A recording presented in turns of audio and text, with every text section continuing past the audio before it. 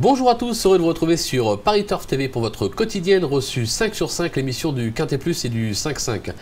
Pour m'accompagner aujourd'hui, et oui, c'est son retour, Emmanuel Ballot. Bonjour Emmanuel.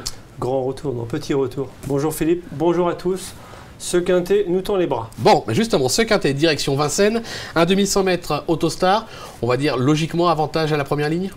Oui, logiquement, si ce n'est que ce sont des vieux chevaux, 6 à 10 ans, et la plupart n'ont pas beaucoup de marge, donc avantage à la première ligne en théorie, mais moi j'opterais pour un savant mélange entre la première et la seconde. D'accord, pas de problème. Alors justement, on va voir par rapport à votre sélection, on vous écoute pour vos 8.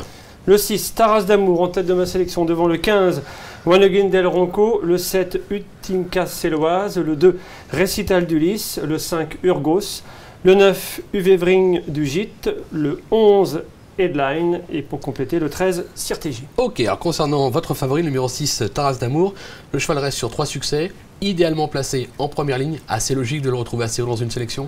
C'est logique à partir du moment où son entraîneur Sébastien Garato, que je connais très bien, consultant week-end, est très confiant. Quand Sébastien est très confiant, 8 fois sur 10, il gagne. C'est quand même solide, très solide. Le cheval a très bien gagné la dernière fois, c'était sur une piste en herbe. Vous allez me répondre, oui, mais Vincennes, c'est pas une piste en herbe. C'est clair. Oui, mais Taras d'Amour, 1,14 sur le parcours. Il est à 2 secondes du meilleur chrono, 2 secondes et demie, c'est pas terrible. Mais Taras d'Amour, c'est un Taras Bulba, le cheval arrive à maturité, il ne fait que progresser, le cheval reste sur 3 bâtons, l'entraîneur est chaud, je suis très confiant, on réfléchit pas, on fonce. Oh, bah écoutez, vous savez quoi? Vous m'avez convaincu. Et puis il ne faut pas réfléchir des fois. Non, non, c'est vrai. C'est vrai, je vous ai convaincu. Ah, vous m'avez convaincu. Extra. On va lui opposer le numéro 15, alors un cheval qui a montré beaucoup de vitesse en Italie, qui Oui. se plaît également sur le tracé de Vincennes, donc là aussi c'est la confiance. Tout à fait, de la vitesse en Italie, de la tenue cet hiver à Vincennes. Je ne sais pas si vous vous en souvenez de ce One Again del Ronco, mais cet hiver c'était extra. Il a battu une certaine No Man's Land. C'était Jean-Mi qui était au sulky. Il faut bien noter avec ce cheval, vaut mieux le bluffer, le courir caché, mais c'était extra dans des meilleurs lots. Il est en retard de gain, comme beaucoup d'étrangers qui n'hésitent pas à venir en France, justement parce qu'en retard de gain. Ils ont bien raison. Mais One Again del Ronco, c'est extra. Il a le dos de qui ? Le numéro 15, il a le dos, voilà, ça y est, il m'a fait un piège. De Taras d'Amour, bien sûr. Bah oui, le 15, le 6, c'est évident. Surtout que One Again del Ronco, c'est le cheval qui est vraiment, vraiment plus performant quand il peut courir caché et sortir d'un dos. Il a le dos de la course. J'adore quand vous me dites One Again del Ronco. J'adore. On va suivre avec le numéro 7. Alors, une petite surprise pour moi, Utinka Céloise. Sur la montante, Déféré des 4, c'est pour ça qu'on s'en méfie? C'est une surprise parce que vous oubliez que Déféré des 4, elle ne l'a pas été depuis 2012. Je n'oublie rien. C'était 2012, c'était il y a 2 ans. Là, vous m'accordez 2 neurones pour revenir sur cette période-là. Et Utinka Céloise, à ce moment-là, c'était quand même pas mal. En 2012, c'était mieux. C'est vrai, non, c'est vrai, je l'avoue. Elle est sur la montante, Jacques Bruno tente un coup en la déférant des 4. Je pense qu'elle peut gagner un petit peu sur sa dernière course, qui n'est pas mauvaise, dans un meilleur lot. Elle a le 7, c'est pas si gênant que cela parce qu'elle possède vitesse et tenue. Moi, je lui accorde un dernier crédit si elle dégèle, pardonnez-moi l'expression, je peux entendre parler. D'accord. On suit avec le numéro 2, on parlait de vitesse et tenue. Récital d'Ulysse en possède, le cheval revient bien. Déféré des 4 là aussi, je pense que là aussi il faut s'en méfier. Oui, puis je connais bien les frères Patrick et Franck Terry, des gens formidablement gentils, disponibles, ponctuels. Ils m'ont dit Déféré des 4, c'est un peu sa course. C'était un très bon cheval quand il était chez Thierry Duval d'Estaing. Il a eu plein de problèmes de santé, mais il vieillit, comme vous et moi, très bien. C'est gentil. Ça, on va la garder, on ne coupe pas.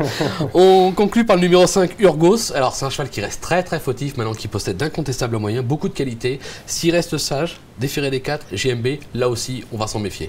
Très fautif, oui et non. C'est parce que sa musique tendrait à penser cela. L'hiver dernier, c'était quand même des gros lots. Jean-Mi m'a toujours dit, Urgos, il va arriver à 150 000 euros de gain. Il disait ça il y a 2 ans. Je regarde Urgos, 250 000. Il a plus de 100 000 que ce que Jean-Mi avait programmé.